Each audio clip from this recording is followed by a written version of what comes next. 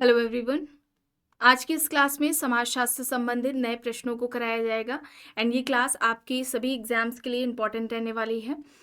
ये प्रश्न आपके रहने वाले हैं अभी जो हाल ही में एग्जाम्स में हैं, उसमें जो नए प्रश्न पूछे गए हैं उन्हीं को इस क्लास में शामिल किया गया है एंड ये आपके आने वाले सभी एग्जाम्स के लिए क्लास इंपॉर्टेंट रहने वाली है। आप सभी इस वीडियो को ज़्यादा से ज़्यादा लोगों के साथ शेयर जरूर कर दीजिए। एक इन्फॉर्मेशन है समाजशास्त्र संबंधित सभी परीक्षाओं के लिए यहाँ पर प्रैक्टिस सेट एंड सोशोलॉजी के नोट्स पीडीएफ फॉर्मेट पे प्रोवाइड कराए जा रहे हैं। इससे संबंधित जानकारी के लिए यहाँ पर एक व्हाट्सएप नंबर दिया गया है। नंबर है 790-555-3851। इस व्हाट्सएप नंबर पर आप मैसेज करके इससे जुड़ी हुई जानकारी ले सकते हैं। यहाँ पर आपको यूपी पीजीटी का प्रैक्टिस सेट मिल जाएगा, बिहार शिक्षक भर्ती के लिए Bihar state and Bihar PGT का प्रैक्टिस सेट मिल जाएगा। यूपी आपका जो उत्तर प्रदेश लोक सेवा आयोग द्वारा जीआईसी का जो एग्जाम होता है आयोजित कराया जाता है उसका भी आपको यहाँ पर प्रैक्टिस सेट मिल जाएगा। जीएस का भी जीआईसी के लिए प्रैक्टिस सेट मिल जाएगा। यूपी एचईएससी असिस्टेंट प्रोफेसर के लिए समाजशास्त्र का जीएस का प्रैक्टिस सेट मिल जाएगा। जीडीसी का आपको यहाँ पर समाजशास्त्र का प्रैक्टिस सेट मिल जाएगा। नेट एग्जाम के लिए भी आपको यहाँ पर समाजशास्त्र का प्रैक्टिस सेट मिल जाएगा। RPSC and MPPSC assistant professor के लिए समाजशास्त्र का जीएस का आपको यहाँ पर प्रैक्टिस सेट मिल जाएगा। इसके अलावा आरपीएससी ग्रेड फर्स्ट के लिए आपको यहाँ पर समाजशास्त्र का प्रैक्टिस सेट मिल जाएगा। सेकेंड ग्रेड के लिए आपको यहाँ पर समाजशास्त्र के नोट्स मिल जाएंगे। यूपी पीजीटी का एग्जाम के लिए अगर आप नोट्स चाहते हैं तो वो आपको यहाँ पर नोट्स भी मिल जाएंगे जिसमें आपका पूरा सिलेबस कंप्लीट कराया गया है। इसके अलावा अगर आप बेसिक कॉन्सेप्ट से रिलेटेड नोट्स चाहते हैं तो वो भी आपको यहाँ पर मिल जाएंगे जिसमें आपके ये सारे टॉपिक्स देखने को मिलेंगे। ये बेसिक कॉन्सेप्ट से रिलेटेड नोट्स हैं, टॉपिक्स हैं, बेसिक कॉन्सेप्ट्स हैं ये, जो कि लगभग समाजशास्त्र से संबंधित सभी परीक्षाओं में ये टॉपिक्स रहते हैं। वन लाइनर में भी नोट्स मिल जाएंगे और थिंकर्स से रिलेटेड भी नोट्स मिल जाएंगे। इसमें इंडियन थिंकर्स भी दिए गए हैं। कोई भी इससे जुड़ी हुई जानकारी चाहते हैं तो ये यहाँ पर व्हाट्सएप नंबर दिया गया है, इस पर आप मैसेज करके पूरी जानकारी ले सकते हैं।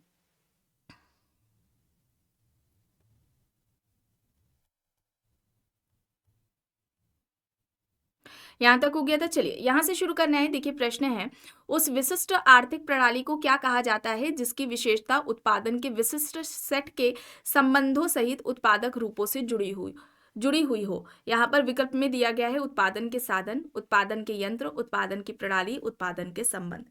क्या होगा यहाँ पर? उस विशिष्ट आर्थिक प्रणाली को क्या कहा जाता है जिसकी विशेषता उत्पादन के विशिष्ट सेट के संबंधों सहित उत्पादक रूपों से जुड़ी हुई हो, उसे हम क्या कहेंगे? उत्पादन की प्रणाली कहेंगे। सी यहाँ पर राइट है। अब यहाँ पर देखिए, मेगालोपोलिस शहर उसे कहते हैं जिसकी आबादी होती है। विकल्प में यहाँ पर दिया गया है, विकल्प ए है 15 मिलियन या उससे अधिक, विकल्प बी 10 मिलियन या उससे अधिक, विकल्प सी 5 मिलियन या उससे अधिक, विकल्प डी 1 मिलियन या उससे अधिक। क्या होगा यहाँ पर? विकल्प बी 10 मिलियन या उससे अधिक। ठीक है, बी यहाँ पर राइट होगा। चलिए अब यहाँ पर देखिए, इवान इलिच के अनुसार विद्यालय ने निम्नलिखित 4 मूल प्रकार विकसित किए हैं। यहाँ पर 5 विकल्प है दिए गए हैं। पहला है अभिभावकीय परिचर्या का प्रावधान, विकल्प दूसरा है यहाँ पर वृत्तिक भूमिकाओं के तहत लोगों का वितरण, विकल्प यहाँ पर तीसरा दिया गया है प्रबुद्ध मूल्यों का अधिगम, चौथा विकल्प है समानता को बढ़ावा और वैयक्तिक सर्वनामकता का विकास, पांचवा विकल्प है सामाजिक रूप से स्वीकृत कौशल और ज्ञान का अर्जन। क्या होगा?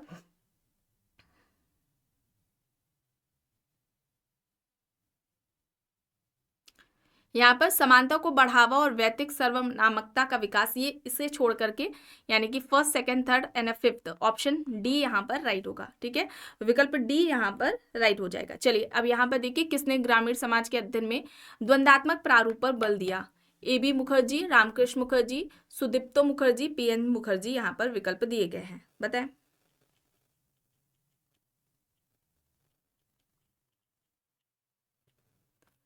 ग्रामीण समाज के अध्ययन में द्वंदात्मक प्रारूप पर बल किसने दिया? यहाँ पर राइट आंसर क्या हो जाएगा?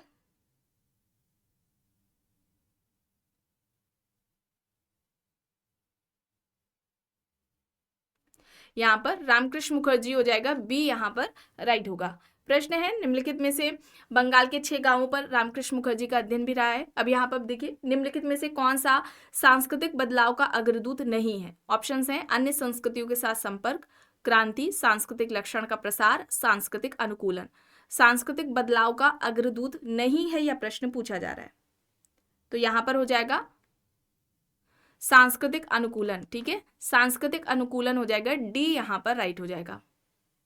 चलिए, सांस्कृतिक लक्षण का प्रसार, ठीक है, जब प्रसार होता है तो हमें वहां पर चेंजेस देखने को मिलेंगे, ठीक है, क्रांति के जरिए भी देखने को मिलेंगे, जब दूसरे संस्कृतियों से संपर्क होगा तो भी हमें परिवर्तन देखने को मिलेंगे। अब यहाँ पर शक्ति किस पर प्रभुत्व रखती है, 3 दिए गए हैं यहाँ पर, आज्ञाकारिता, प्रसिद्धीकरण, अधीनता, स्वीकरण, बताएं क्या होगा यहाँ पर। आज्ञाकारिता और अधीनता स्वीकरण होगा, बी यहाँ पर राइट होगा।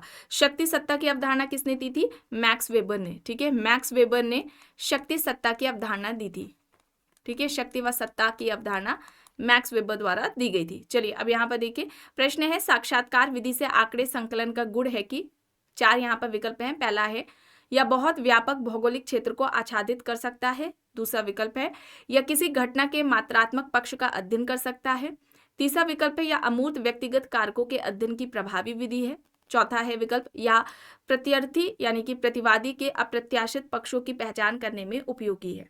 सही यहाँ का क्या होगा, कौन सा विकल्प सही होगा,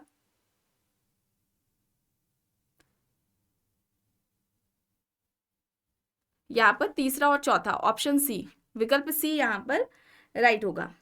प्रश्न है दुर्खिम के अनुसार धार्मिक धारणाओं की समाज विज्ञान भूमिका यह है कि, ऑप्शन है विकल्प ए, वे व्यक्तियों को आंतरिक तथा बाह्य खतरों का मुकाबला करने में सक्षम बनाते हैं, विकल्प बी, वे व्यक्तियों को धार्मिक अनुष्ठानों तथा औपचारिकताओं को पूरा करने के अवसर प्रदान करते हैं, विकल्प सी, वे व्यक्तियों को अधिदैविक का अनुभव करने के लिए सक्षम बनाते हैं, विकल्प डी, वे व्यक्तियों को उनके सामाजिक जीवन में मजबूत कारक प्रदान करते हैं। यहाँ पर सही क्या होगा, दुर्खिम ने धर्म का सामाजिक सिद्धांत दिया था, ठीक है, दुर्खिम ने धर्म का सामाजिक सिद्धांत दिया था। धर्म की उत्पत्ति से, दुर्खिम से पहले धर्म की उत्पत्ति के जितने भी सिद्धांत दिए गए थे, चाहे वो प्रकृतिवाद का सिद्धांत हो, आत्मावाद का सिद्धांत हो, जितने भी सिद्धांत थे उन सभी सिद्धांतों का खंडन करते हुए धर्म की उत्पत्ति का सामाजिक सिद्धांत दिया था। और दुर्खिम ने धर्म का प्रारंभिक स्वरूप किसे बताया था, धर्म का प्रारंभिक स्वरूप किसे बताया था, टोटेमवाद को बताया था, ठीक है, टोटेमवाद को इन्होंने बताया था, और यहाँ पर विकल्प डी हो जाएगा, ठीक है, डी यहाँ पर राइट होगा। चलिए अब यहाँ पर देखिए, कार्ल मार्क्स सामाजिक परिवर्तन के किस सिद्धांत से संबंध रखते हैं, चक्रीय सिद्धांत, प्रकार्यात्मक सिद्धांत, संगत सिद्धांत, विकास मूलक सिद्धांत यहाँ पर दिया गया है। यहाँ पर क्या होगा, संघर्ष सिद्धांत हो जाएगा, वर्ग संघर्ष का कॉन्सेप्ट इनके द्वारा दिया गया था, ठीक है, वर्ग संघर्ष का कॉन्सेप्ट इन्होंने दिया था, दास कैपिटल है इनकी पुस्तक, ठीक है, दास कैपिटल इनकी पुस्तक है। इसके अलावा इन्होंने अधोसंरचना और अधिसंरचना की भी बात की थी, ठीक है, संरचना के 2 प्रकार, अधोसंरचना और अधिसंरचना। अधोसंरचना अधिसंरचना को निर्धारित करती है, ये इस तरह से इनका स्टेटमेंट भी आता है कि ये किसका कहना है, ठीक है, तो ये कार्ल मार्क्स का है, सी यहाँ पर राइट होगा। प्रश्न है सामाजिक उद्विकास, इस पद का उपयोग किसके उद्विकास को स्पष्ट करने के लिए किया जाता है, जीव, पशु समाज, पशु तथा मानव, या फिर मानवीय समाज। सामाजिक उद्विकास, देखिए एक प्रश्न है उद्विकास का सिद्धांत, ठीक है, उद्विकास सिद्धांत ये किसके द्वारा दिया गया है, ये डार्विन के द्वारा दिया गया है, उद्विकास का सिद्धांत डार्विन के द्वारा दिया गया है। सामाजिक उद्विकास का सिद्धांत किसके द्वारा दिया गया है, सामाजिक उद्विकास का जो सिद्धांत है वो किसके द्वारा दिया गया है, ये स्पेंसर के द्वारा दिया गया है। सामाजिक उद्विकास का सिद्धांत हर्बर्ट स्पेंसर के द्वारा दिया गया, ठीक है, उद्विकास का सिद्धांत डार्विन ने दिया, लेकिन जब सामाजिक जुड़ जाए, सामाजिक उद्विकास पूछा जाए तो ये हर्बर्ट स्पेंसर के द्वारा दिया गया है। सामाजिक डार्विनवादी किसे कहा जाता है, सामाजिक डार्विनवादी के नाम से कौन जाना जाता है, स्पेंसर, स्पेंसर को सामाजिक डार्विनवादी कहा जाता है, ठीक है, या डार्विन का बुलडॉग इस तरह से भी पुकारा जाता है स्पेंसर को। यहाँ पर मानवीय समाज होगा, डी यहाँ पर राइट हो जाएगा। चलिए अब यहाँ पर देखिए, हेबरमास ने निम्नलिखित में से पूंजीवादी समाजों के किन प्रकारों को चिन्हांकित किया है, 5 यहाँ पर दी गए हैं। पहला है रूढ़िवादी पूंजीवाद, दूसरा विकल्प है उदारवादी पूंजीवाद, तीसरा है पश्चिमी औद्योगिक समाजों का संगठित पूंजीवाद, चौथा है थर्ड वर्ल्ड समाजों का असंगठित पूंजीवाद, पांचवा है राज्य प्रेरित समाजवादी समाजों का उत्तर पूंजीवाद। क्या हो जाएगा,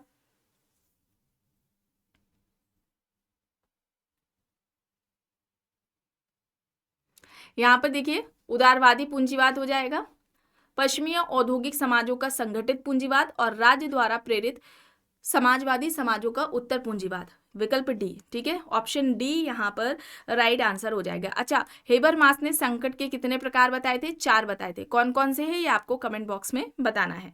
चलिए आगे यहाँ पर देखिए, राधाकमल मुखर्जी निम्न में से किस दार्शनिक परंपरा से समाजशास्त्र का वैकल्पिक वैश्विक दृष्टिकोण प्रस्तुत नहीं करते हैं? ऑप्शंस में है वेदांत, बौद्ध धर्म, पारसी धर्म, ताओवाद। बताएं।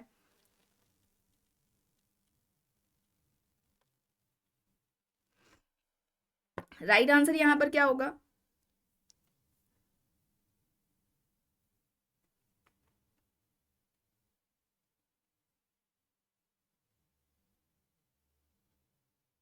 यहाँ पर बौद्ध धर्म हो जाएगा, ठीक है, बौद्ध धर्म हो जाएगा। बी यहाँ पर राइट आंसर हो जाएगा। मूल्यों का गहन अध्ययन इनके द्वारा किया गया था, ठीक है। The social structure of values इनकी एक इंपॉर्टेंट बुक है, the social structure of values, important है, याद रखेंगे आप। द डायनेमिक्स ऑफ मॉरल्स, ठीक है, इंपॉर्टेंट है, इसे आप याद रखेंगे। राधाकमल मुखर्जी की बुक है। मूल्यों का गहन अध्ययन इन्होंने किया था, साध्य और साधन मूल्य की बात की थी, साध्य व साधन मूल्य की इन्होंने बात की थी। चलिए अब यहाँ पर देखिए, कथन और कारण है। कथन है पार्सन्स के अनुसार क्रिया किसी कर्ता की स्थिति के प्रति अभिविन्यास है। कारण मैक्स ब्लैक के अनुसार स्थिति के प्रति अभिविन्यास पूर्णतः कार्य नहीं बल्कि यह स्थिति के प्रति अभिवृत्ति है। क्या होगा? दोनों ही सही हैं, लेकिन जो कारण है वो कथन की सही व्याख्या नहीं है। सी यहाँ पर राइट होगा। प्रश्न है दो, यहाँ देखिए अब कथन दिया गया है, आधुनिक भारत में विवाह की सामाजिक संस्था बहुत से परिवर्तनों से निकली है। तर्क है कारण यानी कि भारतीय युवा पश्चिम के विचारों से प्रभावित हो रहे हैं। क्या हो जाएगा? वही, दोनों ही सही है, ठीक है, कथन और कारण दोनों ही सही है, लेकिन जो कारण है वो सही उसकी व्याख्या नहीं कर रहा है, तो सी हो जाएगा। अब यहाँ पर देखिए प्रश्न है, शिक्षा को जो सामाजिक जीवन के लिए तैयार नहीं है उस पीढ़ी पर पुरानी पीढ़ी के आचरण के प्रभावक के रूप में किसने देखा? ऑप्शंस पे दुर्खीम है, बोटोमोर है, आर.एस. लोवी है, लॉर्ड विलियम बेंटिंक है। शिक्षा को जो सामाजिक जीवन के लिए तैयार नहीं है उस पीढ़ी पर पुरानी पीढ़ी के आचरण के प्रभावक के रूप में किसने देखा? यहाँ पर दुर्खीम होगा, ठीक है, दुर्खीम हो जाएगा। दुर्खीम को अगस्त कॉम्ट का उत्तराधिकारी भी कहा जाता है, पहले अकादमिक समाजशास्त्री दुर्खीम को कहा जाता है। अब यहाँ पर देखिए प्रश्न है, भारतीय ग्रामीण समाज के पूर्व में कराए गए अध्ययनों का वृहद आधार समाजशास्त्रियों की किस रुचि से संबंधित थे? ऑप्शन देखिए 4 यहाँ पर दिए गए हैं। भारतीय ग्रामीण समाज को समझना, दूसरा है परंपरागत भारतीय ग्रामीण समाज की संरचना का प्रलेखन, तीसरा है भारतीय ग्रामीण समाज की गतिशीलता और परिवर्तन को समझना, चौथा है भारतीय ग्रामीण समाज में अंग्रेजों के योगदान का प्रलेखन। बताएं, भारतीय ग्रामीण समाज के पूर्व में कराए गए अध्ययनों का वृहद आधार समाजशास्त्रियों की किस रुचि से संबंधित है? क्या होगा यहाँ पर? भारतीय ग्रामीण समाज को समझना और परंपरागत भारतीय ग्रामीण समाज की संरचना का प्रलेखन करना, ऑप्शन ए, ठीक है, विकल्प ए यहाँ पर राइट होगा। चलिए अब यहाँ पर देखिए, उपनगरीय समूहन का तात्पर्य क्या है? ऑप्शन है क्रमानुगत नेटवर्क वाले नगरों और शहरों का समूह, विभिन्न संस्कृतियों का संगम, एक प्रक्रिया जिसके द्वारा पहचान बनती है, या फिर इनमें से कोई भी नहीं। उपनगरीय समूहन, अच्छा, उपनगरीय समूहन की अवधारणा किसने दी है ये आपको कमेंट बॉक्स में बताना है। यहाँ पर क्रमागत नेटवर्क वाले नगरों और शहरों का समूह होगा, ऑप्शन ए यहाँ पर सही होगा। निम्नलिखित में से किस उपागम में श्रम के लिंग आधारित विभाजन को स्वाभाविक माना गया है? ऑप्शंस हैं विकास में महिलाएं, महिलाएं और विकास, लिंग और विकास, उत्तर आधुनिकतावाद और विकास। बताएं यहाँ पर सही क्या होगा? किस उपागम में श्रम के लिंग आधारित विभाजन को स्वाभाविक माना गया है? विकास में महिलाएं, ऑप्शन ए यहाँ पर सही होगा।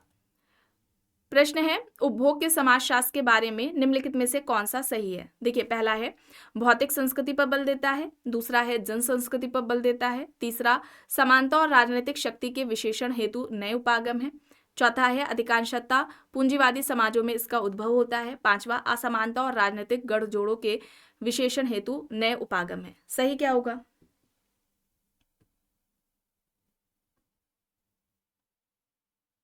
यहाँ पर सही क्या हो जाएगा? भौतिक संस्कृति पर बल देता है, जन संस्कृति पर बल देता है, अधिकांशतः पूंजीवादी समाजों में इसका उद्भव होता है, और असमानता और राजनीतिक गठजोड़ों के विशेषण हेतु नया उपागम है। डी यहाँ पर राइट होगा। ठीक है, डी यहाँ पर राइट हो जाएगा। चलिए अब यहाँ पर देखिए किसका विचार है कि अगमयाकमन निषेध व्यापक समाज के साथ संबंध बनाने में सहायक होता है। Levi Strauss, Spencer, Goffman, Westermarck यहाँ पर ऑप्शंस दिए गए हैं। सही क्या होगा?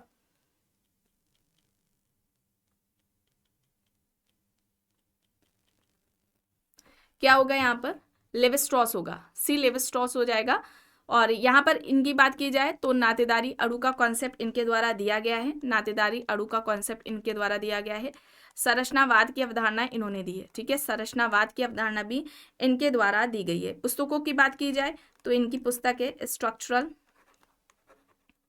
एंथ्रोपोलॉजी, स्ट्रक्चरल एंथ्रोपोलॉजी है। इसके अलावा the elementary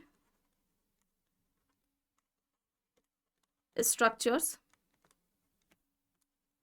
of kinship, the elementary structure of kinship है, ये हो जाएगी इनकी बुक। ठीक है, इंपॉर्टेंट है, एग्जाम्स में पूछ ली जाती है। चलिए आगे देखते हैं। प्रश्न है सहभागी अवलोकन अथवा साक्षात्कार का प्रयोग व्यक्तियों का प्रत्यक्ष अध्ययन को कहा जाता है। सहभागी अवलोकन या फिर अथवा साक्षात्कार का प्रयोग करके व्यक्तियों के जो प्रत्यक्ष अध्ययन होते हैं उसे हम क्या कहते हैं? प्रघटना विज्ञान, सामाजिक विज्ञान, नृजाति विज्ञान, महामारी विज्ञान यहाँ पर दिया गया है। यहाँ पर क्या होगा? नृजाति विज्ञान होगा। ठीक है, नृजाति विज्ञान होगा। सी यहाँ पर राइट होगा। दुर्खीम के प्रकारवाद के केंद्र में सामाजिक संगठन के किन रूपों के बीच में विभेद किया गया है? ऑप्शंस है समान और व्याधिकी, समान और स्वस्थ, औसत और असमान, बाहत और अप्रतिमानित। दुर्खीम के प्रकारवाद के केंद्र में सामाजिक संगठन के किन रूपों के बीच में भेद किया गया है? सही यहाँ पर क्या होगा? सही यहाँ पर क्या हो जाएगा? समान और व्याधिकी होगा। ए यहाँ पर राइट होगा। अब यहाँ पर देखिए प्रश्न है मेलानोव्स्की को निम्नलिखित में से किसके महत्व पर बल देने के लिए सबसे अधिक जाना जाता है?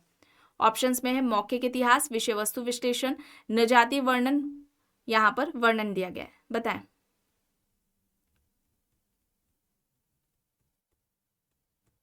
क्या होगा? नृजाति वर्णन। ठीक है, नृजाति वर्णन होगा। ऑप्शन सी यहाँ पर राइट होगा। चलिए अब यहाँ पर देखिए कथन कारण दिया गया है और मेलानोव्स्की को व्यक्तिवादी प्रकारवादी के नाम से जाना जाता है। अब यहाँ पर कारण कथन देखिए सामाजिक परिवर्तन अनिवार्य है, कारण विभिन्न प्रकार की बाह्य और आंतरिक शक्तियां होती हैं जो व्यवस्था के अंदर एक दूसरे के साथ काम करती हैं। क्या होगा यहाँ पर?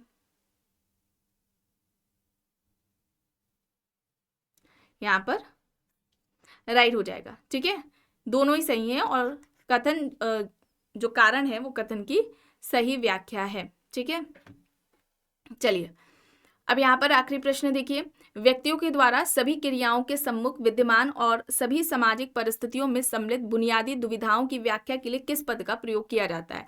ऑप्शन है सामाजिक क्रियाएं, मूल अभिमुखीकरण, प्रतिमान चर, प्रकार्यात्मक पूर्वापेक्षाएं यहाँ पर दी गई हैं। अच्छा, अभी तक जितने भी कॉन्सेप्ट्स कराए जा चुके हैं उन सभी का फोल्डर बना दिया गया है जो कि आपको चैनल के प्लेलिस्ट में मिल जाएगा। अगर आप में से बहुत से ऐसे बच्चे होंगे जो नए होंगे, अगर वो कॉन्सेप्ट से रिलेटेड क्लासेस देखना चाहते हैं डिटेल में जिसमें फैक्ट्स बताए गए हैं, तो वो प्लेलिस्ट चेक कर लें। वहाँ पर आपको उस कॉन्सेप्ट से रिलेटेड फोल्डर मिल जाएगा। वहीं पर उस फोल्डर में उस टॉपिक से रिलेटेड सारी क्लासेस आपको एक जगह पर मिल जाएंगी। यहाँ पर क्या होगा? यहाँ पर प्रतिमान चर होगा और प्रतिमान चर की अवधारणा किसने दी थी? पार्सन्स ने दी थी। तो यहाँ पर ऑप्शन सी हो जाएगा राइट आंसर। तो आज की इस क्लास में बस इतना ही। आई होप ये आपको क्लास पसंद आई होगी। अगर पसंद आई है तो प्लीज़ लाइक करिएगा, कमेंट करके ज़रूर बताइएगा। चैनल पर अगर आप नए हैं तो चैनल को भी ज़रूर सब्सक्राइब कर लीजिएगा एंड इस वीडियो को जितना हो सके ज़्यादा से ज़्यादा लोगों के साथ शेयर भी ज़रूर करिएगा।